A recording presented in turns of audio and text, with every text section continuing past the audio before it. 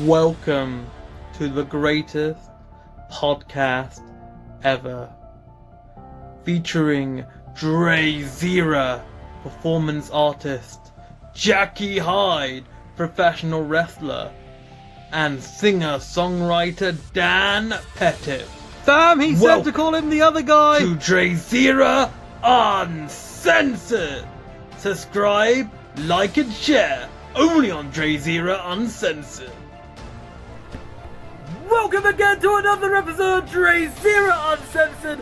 Oh my lasagna, Happy New Year! But of course, I did not come alone, as we hear someone giggling in the background. To introduce yourself, the special guest today, we have got a performance poet and comedian, sculptor, singer, and living in the land of the valleys in Wales with 2 kids. Oh my days! I don't know why I emphasised that. She wrote a 5-star show in 2015, and to be fair, he needs to get around to another one, according to what I'm reading here. Regularly touring with the one and only Dr. John Cooper Clarke. Oh my days, sculptors featured around the Royal Academy and collected all over the world, and that world is a mad big place. Welcome, CLARE FERGUSON-WALKER! Wow, the crowds are going wild. Guys, stop throwing your pets at me. No, carry on.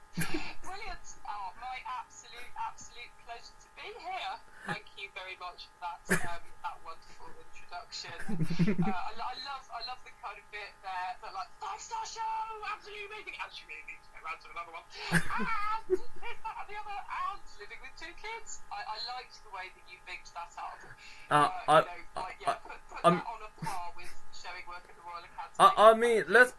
I'm not a parent at all, to my knowledge at least. I'm definitely not a parent, just to clarify.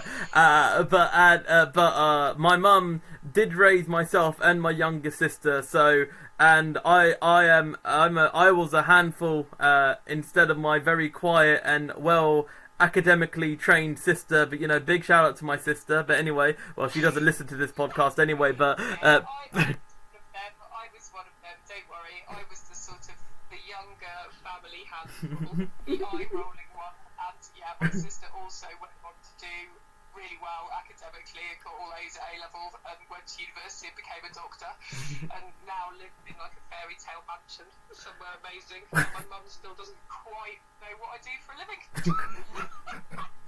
Well, hopefully by this bio she has enough info. I know, it's amazing. I kind of say all these things to my mum about all my achievements, and she kind of glazes over slightly. She sort of glazes over and will still sort of tell me that she's seen a job. You know, they're looking for staff. They're looking for staff at that really nice restaurant in Cardigan.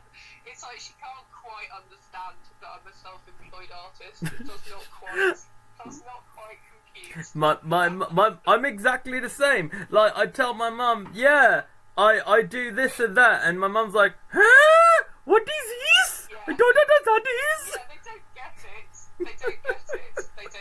And the fact that I'm not married now as well is like, that's a humongous big deal to my mum. That also, yeah, my sister's, my sister is 5 years younger than me, and she's married. And I'm like, fam, don't worry, life is great. Don't worry, mum, it's all good. But they can't quite, it's like you're not following a set pattern, so they just, they can't handle it. It's just outside their experience this is, of normality.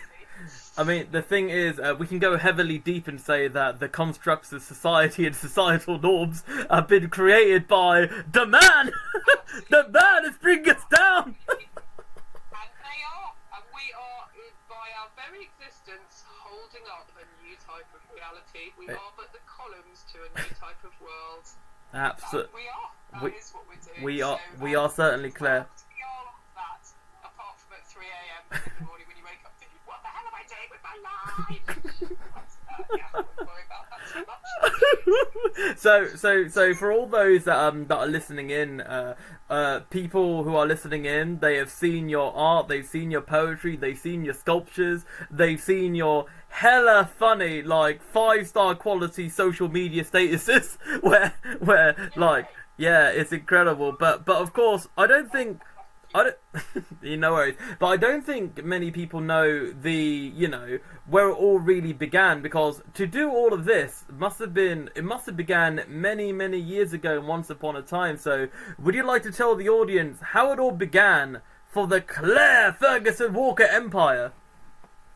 Yeah. I mean, I guess I started trying to be sort of normal in inverted commas and academic when I was in school, and it just didn't work out for me. I just can't seem to do authority or be told what to do by other people. I think I was always really destined to be my own boss. So I kind of left school after just about scraping together my GCSEs with absolutely, genuinely no idea how I was going to kind of proceed in my life. I didn't have a 2-year plan. I didn't really have a week plan. Nothing.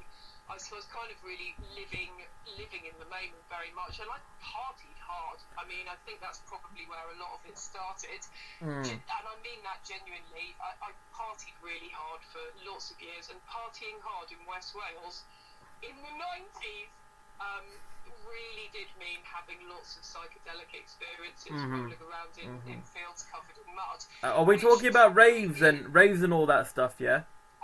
The free party scene in Wales was absolutely massive, and I mean, loads of my peers and myself just lived the free party scene. So every single weekend was spent somewhere in a different field with someone with a sound system setting it up, and we all just raved. I mean, that was Wales in the 90s. It really was, and psychedelic drugs were a big kind of part of that scene. So I think an enormous amount of my artwork now, and the sort of surrealism that exists in my poetry and my comedy, I'm sure loads of that came really from just being tripped out of my head in my late teens. Well, the magic of Wales, eh? Quite literally, and I think that when did things become professional? I mean, it's hard to kind of pinpoint when things took a professional turn. I mean, I went to art college when I was slightly later. I mean, I really did spend a long time kind of being bonkers out in the wilderness. I feel you need to do that, though. I feel you need to do that because. I do. I mean, I look back now and I genuinely see that as the sort of the foundations of surrealism really underpinning a lot of my art. So I went to art college when I was about 21 and started a degree in sculpture, and I suppose that was when things started becoming more physically manifested. So all of these kind of bonkers ideas that I was having started actually taking physical form in the world, and I spent 3 incredibly happy years sort of honing my modelling skills as a sculptor, and I absolutely loved it. I really think back fondly to those years.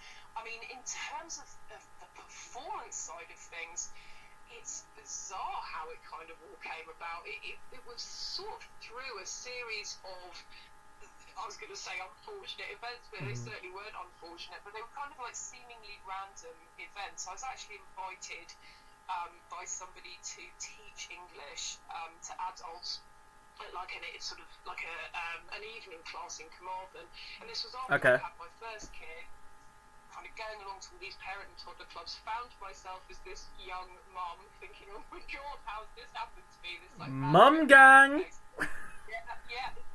Seriously. I mean, I fell pregnant literally just before my final year of college, so I left college, and it was like, oh, okay, my life has started as a sensible mum. Was that kind of scary for you? Cause like it was completely transformative. Right. The word. I mean, I think scary.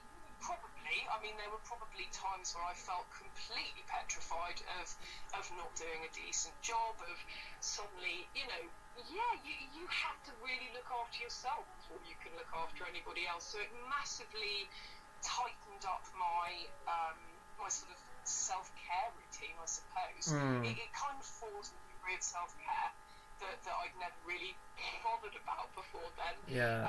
So in a lot of ways, it did me a lot of good. It gave me a real grounding, and it gave me something to be sensible for, I think. So it gave my life a lot of purpose, having a child, which was definitely beneficial. So when I was basically like attending parent and toddler clubs, somebody came in while we were there. This woman came in who was running these adult classes, and she wanted to know what local mums who might not be getting out of the home, what would we all like to do?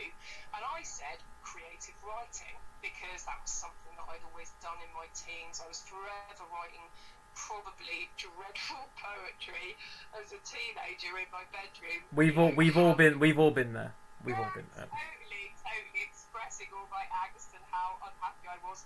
How many words rhyme with missing dad? Or 2 words. So I've always kind of been interested in creative writing, but certainly never really done anything productive with it, or anything that looked remotely like a career. Anyway, so this lady asked us about these classes, and I said creative writing, and she said, well, as it goes, we're actually looking for a creative writing teacher. We've got a group of adults who want to learn that, and our teachers just walked out. Do you want to teach?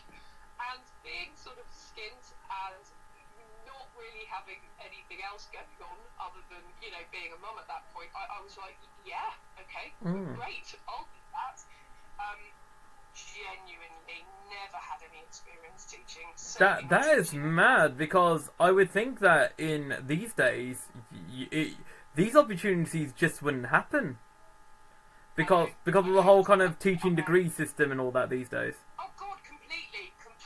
I mean, it really was a kind of time where you could get away without having loads of experience. So I totally blagged my way into this teaching role, which was terrifying. That was probably more terrifying than becoming a parent in some ways. I was really, really intensely nervous, and I felt like I was walking into a room of people who were going to be far more qualified than me to teach. Did these did they treat you well? Like, was it fun? Oh my God, it was amazing. It was an amazing experience, and it very much started me on my performance journey. It really did, and that wasn't the plan. Obviously, the plan was that I'd be paid, £15 an hour to teach adults. That was all I knew. I ended up making incredible friends in that group. It totally re-inspired my love of creative writing, my love of writing in general. And one of the people in that group went on to form an organisation called Write for Word. They got funding to put on various events, various kind of writing programs. They did these exchange programs with different parts of the world. They really became established, and they invited me to come along to do a poetry slam. I'd never even heard of a poetry slam. What's a poetry slam? They told me the format. I thought it sounded absolutely great. I went along, and I only went and won the thing. I only went and won it. Woo! So, yeah, I went along. I did this. I've been there only about 3 other people, entrance. But we won't focus on that. But I won it, and I absolutely loved it.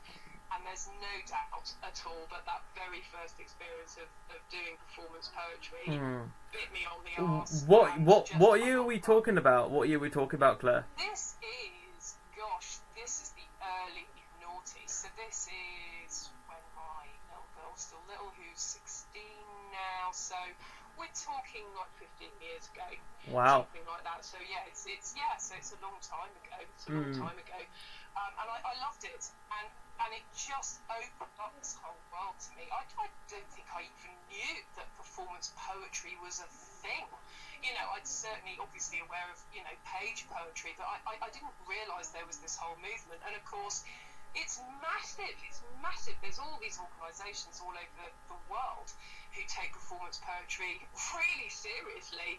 I mean, look at Kate Tempest. There's people who quickly broke through into mainstream media doing performance poetry, and particularly mixing it with music, but even so, just on its own, it's this incredible art form. So I went from there. I attended every single slam that I could. I made a massive kind of network of connections and friends. I started putting nights on myself in different venues and locations, and I just became absolutely passionate about it. And I think I discovered that it was this medium for comedy, for surrealness, for your own angst. You know, the beauty of words is that you can express so much, you know, so much. And I think the reason poetry works so well for me is that you can be really funny, but you don't have to be. You know, you can be really honest as well. You can make people laugh, you can make them cry, you can make them laugh and cry simultaneously and really wonder about things. You know, you can provoke all of these different emotional responses in people. So it's a really, really powerful medium, really, really powerful. And I mean, I got my first big break basically attending a local literature festival to me, one that happens annually down the road. It's called the Lawn Weekend. So it's a town massively associated with the poet Dylan Thomas, and they have various kind of events there through the year. But the Lawn Weekend is this really big literary festival where they get huge names, like really, really famous people will attend from all over the world, and it's got a kind of, I don't want to say clique, but the same people go every year, so it's got a real family feel to it. You see the same people over and over again, and because everybody kind of mixes in all of the pubs together, you get to meet people. So I met Phil Jupitus. Yeah. Oh wow. Big break. Yeah, it was an amazing experience. We met, we just chatted, we had a drink, we just got on really well, we had some food together, and he basically just said, look, do you want to come and support me at the Edinburgh Fringe? So I'm like, yeah, I'll have to check my busy schedule, Philip, sorry. Yes. So that was just, completely amazing thing to be offered. And I said yes, and I went up and I supported him at Edinburgh, actually for 2 years running. Which was, you know, as you can imagine, just a completely glorious experience. Totally terrifying. I mean, I was suddenly performing in front of, you know, hundreds and hundreds of people, where, you know, before that, the biggest crowds probably, you know, a poetry gig, you're lucky if you get 20. How many... So, you know, yeah, one question, Claire. Yeah, how many days were you there in Edinburgh? Because some people are there for the whole month. Were you there for the whole month itself? Yeah, no, not at all. But supporting Phil, I mean, I think I was up there for about a week and a half, something like that. You know, 10, 11 days, something like that. but certainly enough time to, you know, to really experience it, to really experience Edinburgh. Except saying that, I mean, I was very much experiencing it from really a totally privileged position, because of course I'm going up and literally riding on the back of somebody else's career and hard work. Well, I mean, isn't that how collabs work? Exactly. That's and totally. And I mean, that's very much how people get ahead in the arts, in the creative industries. You know, it's always that old adage: if it's who you know, not what you do. And it's very true. You know, networking with established people is absolutely kind of how you get ahead in many ways. And I had a really, really amazing experience with him. I really did. And I mean, I think it possibly lulled me into a slight false sense of security, in that because I was riding off the back of somebody else's success, I kind of imagined that, you know, obviously it would be the same if I took my own show. But what happened? You know, and like that. Yeah. So I wrote my own show. Actually, after going to LA, had an amazing opportunity to go and show sculpture in LA. That happened in, I think, 2014. After years and years of trying to be noticed by American art galleries, my sculptures are really surreal.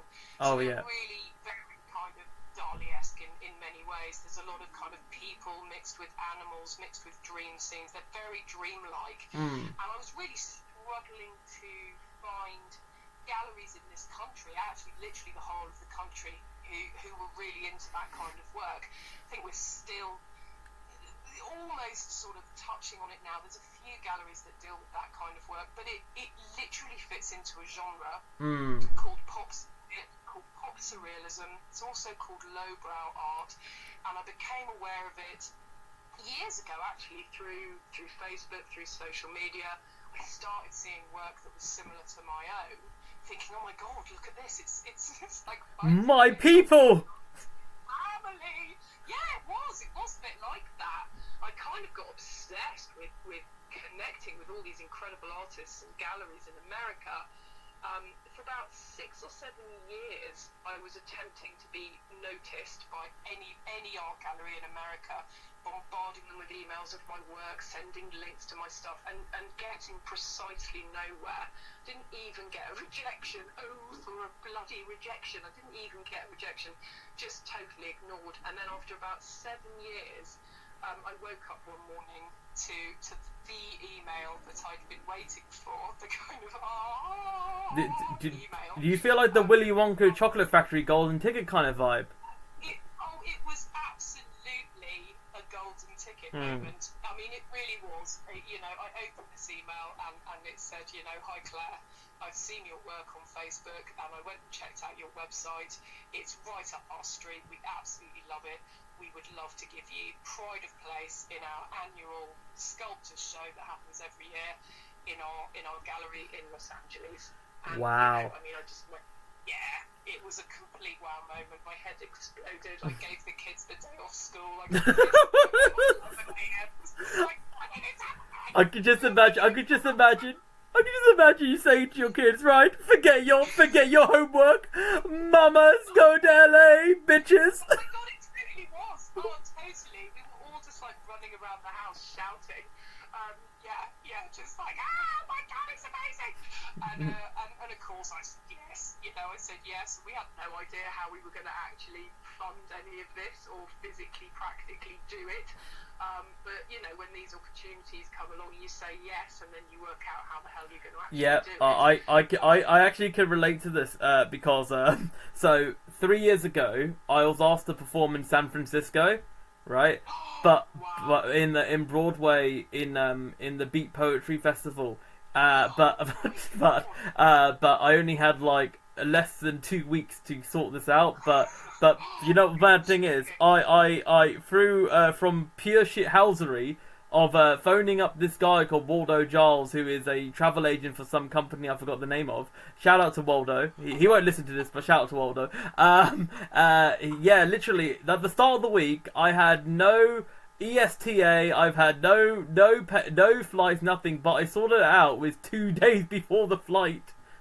And the funniest thing is that my passport was expiring a month after. So, and the funny thing with the timing, the day before I was hosting a poetry event in my local town as well. So literally, I hosted the poetry event. Then 5 hours later, my mate Lottie, shout out to Lottie, yeah, my best friend Lottie, she drove me from my house to Heathrow. Oh man, fam, it was mad. It was hella fun. I did it, but I remembered I was in LAX airport coming back. The lady told me, looking at my passport, she said to me, "Man, you gotta change your passport. Update your passport." I was like, okay, all right, I will. I felt I was going to be arrested by how intense that was. I have to say, because like they were really thorough. I'm like, okay, I'm changing that part. I'm upgrading. Don't worry.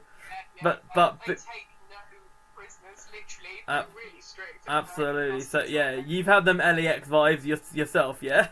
Absolutely. Well, I wrote a whole show about it. I mean, that's what my show, the 5-star Edinburgh show, was about. Oh.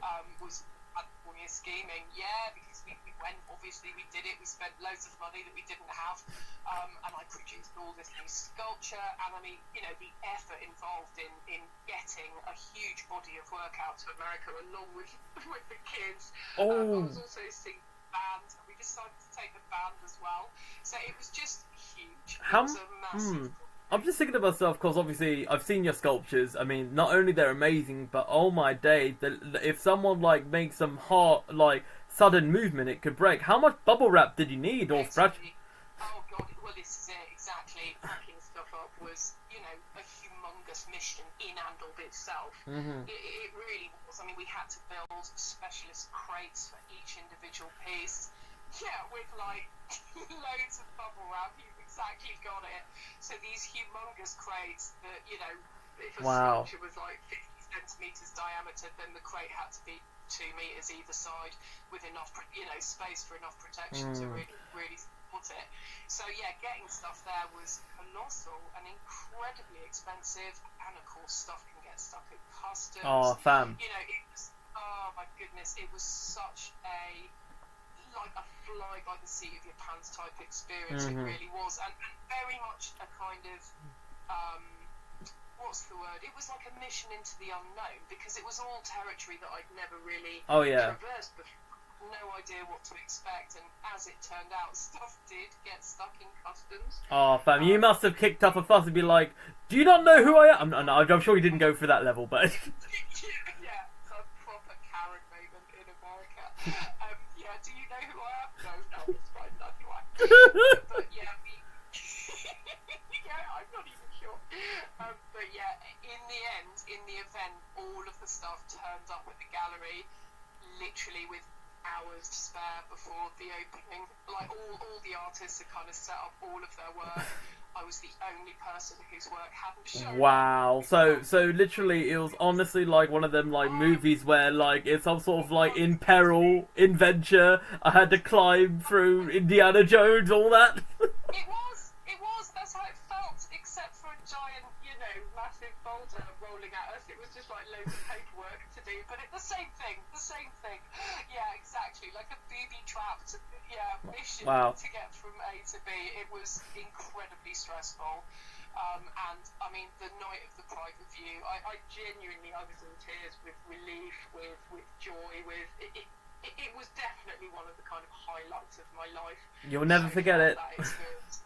I never will. It was absolutely extraordinary, and we stayed in America for weeks and weeks. We were out there for nearly 2 months. That's great. Travelled all the way from Hollywood all the way up to San Francisco and back down the West Coast, and it was incredible. Oh, and man. we got home and kind of, I mean, I felt like I'd achieved a pinnacle moment. You know, I mean, I think I, like many young people, had absolute sort of dreams of Hollywood and glamour in my childhood, and assumed, you know, whilst playing with my Barbies, that one day I too would be being served cocktails by a pool by my own personal Ken, you know, and just absolutely had these sort of imaginings of American fame. And so it really felt like the culmination of a lifetime's work at that point. When I came back, I didn't know what to do with it, with the experience itself. It really was like, I have to do something with this. It was so huge, and like writing a few poems did not feel enough. So I wrote a whole show based on the story of going to America, just the practical, you know, adventure of it, but also what it really meant to me in terms of childhood goals. And it was about an hour and a quarter long, and I learned it all off by heart. So I had to learn, my God, an hour and a bit monologue, which in itself is pretty difficult. So it took a lot of work again, and then I took that to Edinburgh. And I think, and having had those experiences of being up there with Phil, like I say, I didn't really fully know the workings of Edinburgh, because obviously when you're there with somebody else, I wasn't having to make any effort to get people to turn up to those shows, not Juventus at all. So I genuinely didn't really know. I was incredibly green, and got there, and just, I don't know what I thought. I thought if you just put posters up on the wall and tweet about it a bit, and, you know, tell people on Facebook, you know, you'd be like 10 people away with the sticks. Sorry, we're full. Right. It's not like that at all. You know, if you are not a TV personality and relatively unknown, then actually getting bums on seats is incredibly hard. Oh yeah, it is. Cause obviously. Sorry, can I go on? No, don't worry. I mean, it can be really soul destroying, can't it? Yeah. And I think for a lot of people, you know, your first experiences of Edinburgh can seriously, like, give your confidence a damn good kicking. I definitely kind kind of came home reevaluating everything and feeling like I was a nobody, and it did not do my self-esteem any good. It really, it is a whole different world from LAA in terms of your confidence. Oh God, completely. And yeah, exactly. And how bizarre is that? That yeah, we went all the way to America and they loved me and loved all my work and loved all my, loved our accent. You just had to say, hi, can I have an orange juice please? And they'd be falling over themselves. Oh my God, I love your accent, it's amazing. And we got that wherever we went. So it was, yeah, exactly. I felt, positively licked all over by the time we came home. And Edinburgh did the exact opposite. Yeah, I definitely felt shat on from a great height by many people ignoring me. But what's really amazing about my Edinburgh experience only really came to pass after I'd come home. It was a little bit La La Land. I don't know if you've ever seen that, but having put on this show and put on this performance that I'd poured an enormous amount of effort into and genuinely felt like it was wasted, I actually came home to, a 5-star review and an agent. There'd been an agent sitting in one of the performances, in fact the very last one. So on the very last day, it just so happened that a London agent had been wandering around and just plucked on this show, literally kind of stuck a pin in in the programme, and it happened to go on mine, and he turned up and sat through it. I think he was probably one of about 4 people in the whole room. Wow. And I don't even remember it. Yeah, I don't even remember his face, and he didn't say anything to me at the time. He just, left. And then, contacted me after I'd got home to say that he'd seen the show, absolutely loved it, really thought that it had scope, and would I be interested in, signing a contract that, I mean, again, wow, just what an amazing thing to have happened. So of course I said yes, and signed a contract with this agency based in London and started getting my first proper solo theatre shows. Wow, it's incredible, isn't it? Because it just shows you. It just shows that it was all worth it, because the thing is, not only you don't know who's around the corner checking your work, but also it also goes to show you that for anyone that's aspiring for Edinburgh Fringe, because for me, it never really, honestly, because I've been thinking about different avenues, so I haven't really been thinking about going to Edinburgh, because that's, you know what I mean, because that's not on my wavelength. Although I have seen so many different artists within our. Say it again, Claire. Yeah, I was just saying, because of the whole kind of scope, because we do live in a shared universe where Edinburgh, for people that are in the poetry comedian world, that is essentially what is known as, the creme de la creme. It's kind of like Broadway, that says. But my question is, because obviously you've covered the amazing sculpture work you've done, you've talked about the poetry you've done. Did your comedian work, did that kind of go hand in hand with your poetry, do you feel? Definitely, very much so. I mean, I think what started happening was, in very much the same way that John Clark does it, really, I was kind of starting to naturally do stand-up in between poems, and almost realising that those were the bits that I was kind of enjoying more. Just kind of enjoying more than the poetry in a way, and the kind of the gaps between the poems were getting ever longer as I'm kind of doing more and more stand-up and enjoying that more, and so it was almost like a very natural progression in a way. I don't think at any point I've sort of decided, okay, actually I'm now a comedian, not a performance poet, because I still really love writing poetry, and I still, I've just added it in there rather than feeling that I need one particular identity. I've just sort of added comedian in because it's just there. And I have done absolute straight stand-up quite a few times without doing any poetry, but I will often just do some poetry anyway in my stand-up set. So even if I'm booked to do a kind of working man's club, you know, someone's 70th birthday party, I will still do some performance poetry. I'm kind of, you know, I'm unashamedly, you know, up for hitting people, with poetry who wouldn't necessarily attend poetry gigs. And I think that's the great thing about that crossover, is you can really bring that medium to people who wouldn't necessarily think about that. You know, there's definitely people who go to comedy clubs who wouldn't dream of going to a poetry performance. So, you know, if you're kind of sneaking one art form in over the top of another, then, you know, you're inevitably opening up people's awareness even of that as a medium, you know. And I've had loads of people come and, you know, talk to me after gigs and just be like, wow, that, where did that come from? You know, wasn't expecting that at all. So, you know, it's great to put it in there. And I mean, when comedy was going before this pesky pandemic came out of nowhere, I was starting to put on my own cabaret gigs in a fairly local theatre to me, so it's about half an hour away, something like that. Beautiful 1930s theatre. I was starting to collaborate with them and a local arts organisation running like cabaret nights, which were just going absolutely brilliantly. And it's just very frustrating that this has happened. But you know, what can you do? But absolutely. And I mean, it's been an intense period of self-reflection, I think, for a lot of people.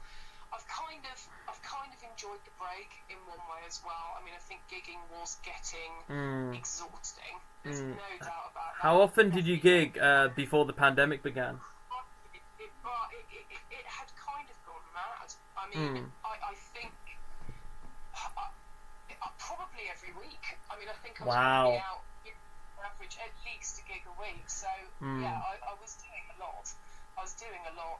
And because of the sort of visual arts as well, and, you know, always running around, moving work from, you know, one gallery to another, so really seriously run off my feet. And also run workshops in schools, spoken word workshops, writing workshops, artistic workshops, and I talk about creative business as well. So I've kind of, you know, I've almost had three simultaneously existing careers as well as being that is hella draining, because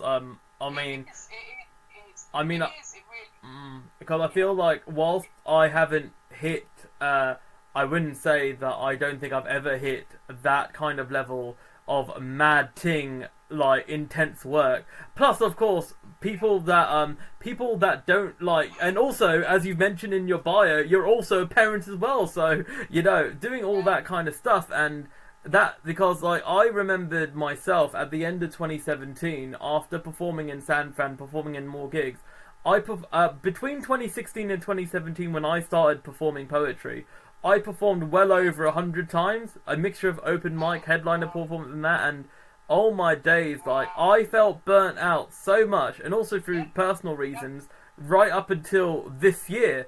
Like, I think the amount of Zoom performances I've done, yes, let's go, but, and I've done the one actual performance in front of an audience in an outdoor park in Southend, literally in between Pandemic 1 and the sequel Pandemic 2.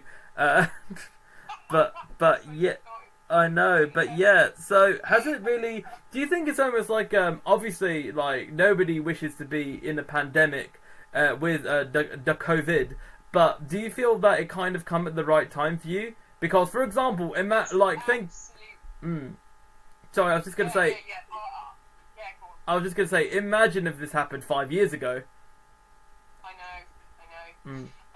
There's no doubt that it was timely for me personally. I actually breathed a colossal sigh of relief when the first lockdown happened, although it was totally surreal, and it's been a very odd experience in many ways living through that, and we didn't know how frightening it was, and there were a lot of unknowns. But I think from a purely selfish standpoint of suddenly realising that all of my work had fallen away, apart from the kind of financial terror, it was a humongous relief. It really was. It was huge. And I think I made me realise how utterly exhausted I was. Probably after several months of starting to wind down. I mean, I think the thing is with being a self-employed creative, like you say, when you're starting to do loads of performances, you do burn out, but I think when you can't afford to burn out because you've got a mortgage to pay and you've got kids to feed, you know, your whole psyche and body and everything about you just shifts gear. You know, so you just have to exist in this high pressure environment where your foot's on the, you know, pedal to the metal the whole time, constantly existing at this quite high level of almost fight or flight. Actually, I think one of the things that the pandemic has done for me has definitely shown me that, you know, existing at that level is not particularly healthy. You know, it really isn't. It really, some part of you that is humongously taking a toll when you're living like that. And I've been, you know, I mean, I've been through definite sort of changes with this. I've really experienced patches of depression, which has been quite interesting because I think that's revealed certain things that were going on, maybe underneath all of that drive, underneath all of that ambition, where, you know, there have been damaged parts of myself that have really felt the need to prove myself to the world, really felt the need to prove myself to my parents, that old adage. And actually, this has been a real opportunity to start exploring those deeper wounds, if you like, without sounding totally cheesy, but it's true. And I've actually been engaged in a couple of really kind of hippy-dippy out there online courses in mindfulness.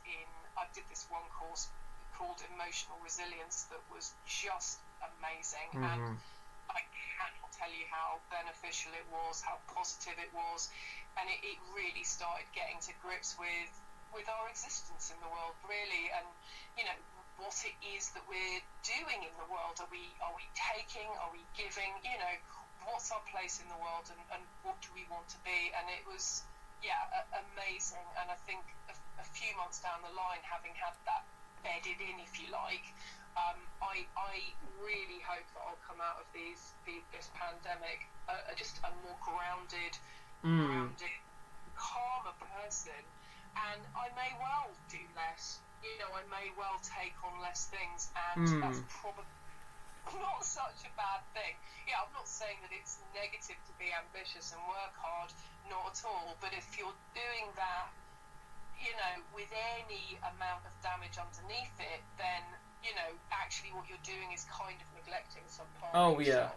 If throwing yourself into work as a way of avoiding deeper issues, then it's no different to taking drugs. It's no different to becoming an alcoholic, really. You know, workaholism very much is a thing, and you know, and all the potential damage therein. So, it's been incredibly healing, I think, ultimately. Although I feel healed. Oh man, and you know, I will. It's very, very fascinating. Very fascinating listening to this, because obviously I've interviewed people throughout this year and everyone's been affected by the pandemic in their own kind of way. But I think the overarching narrative through all of you peeps is that, essentially speaking, everyone has had to have a grinding halt, whatever they're doing, whether they're a writer, whether they're a performer, whether they're a comedian, sculptor, you know, they had to suddenly stop on the tracks and literally realign things. So 2021, eventually, when the pandemic, you would think, would be kind of eased off or like gone, is one of those situations where you can now essentially, Claire, you can essentially streamline your stuff better, I guess, because obviously it's like a scattergun, innit? You know what I mean? It's like a scattergun, like here, there, pew, pew, pew, kind of thing, you know? Yeah, totally. Oh, that's been the word, you know, focus. Absolutely focusing in on you know, on things and really sort of engaging in them and being fully present in those practices, exactly, rather than the scattergun of gotta do this, you know, constantly looking for the next hit, if you like.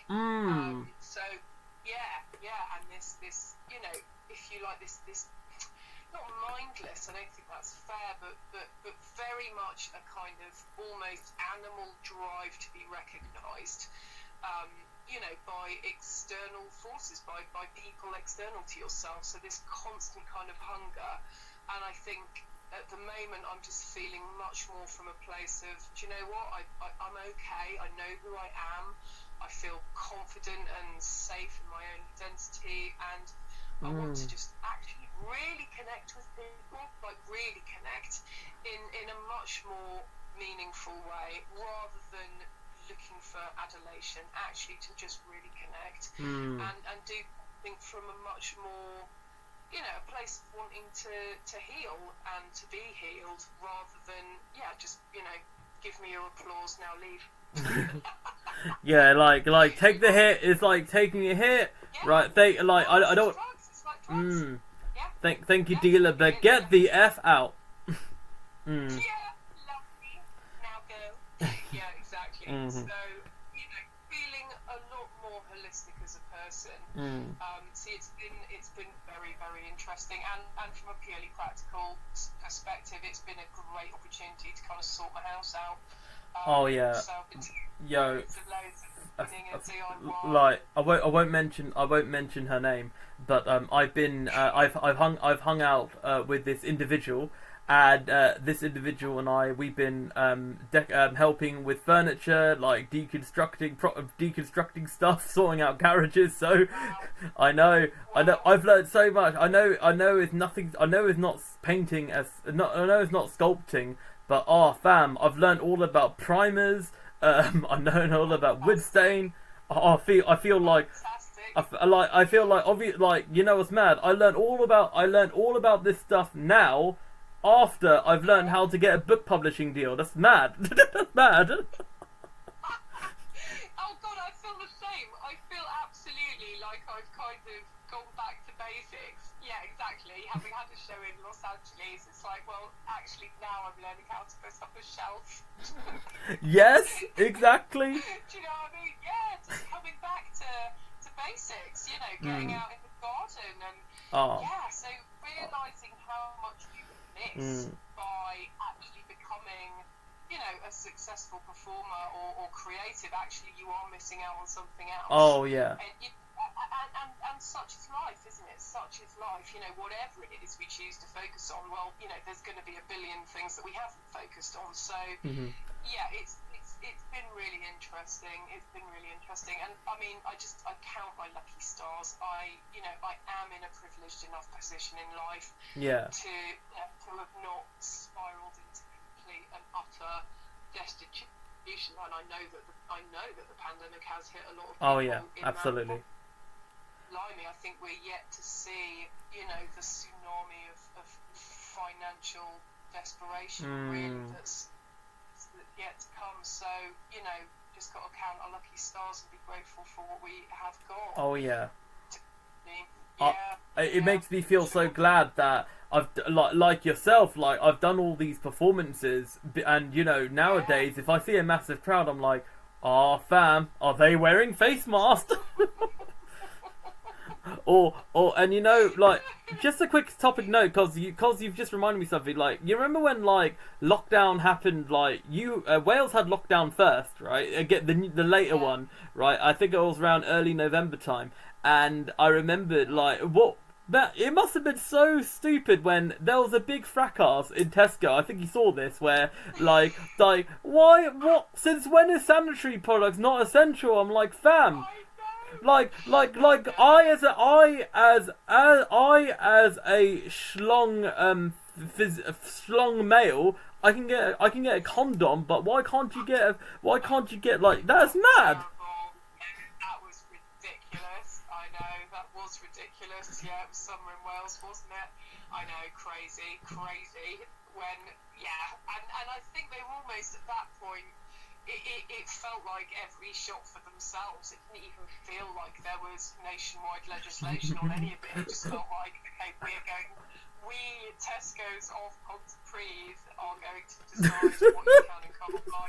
So yeah, it didn't even feel like there was any proper legislation going on. And, Outlaw. I mean, having that way with all of it, it's just, you know, some of the politics politics around this has just been Oh. absolutely just, yeah, you know, incredible. Balderdash! Absolute balderdash. Yes. Yeah, completely ridiculous. The whole, yeah, you can't spend time with 6 members of your family. Oh, man. No, but you can go to a It- pub. It's like, oh, come It on. is remarkable because like I remember the first pandemic hit, like it was all memes about, you know, finding your toilet paper dealer. like one sheet of paper, £5. Yeah, exactly. Making your toilet paper fort. Yeah. It's Oh, people man. coming in. I know. It's absolutely crazy. mad. Um, So it has. It's been.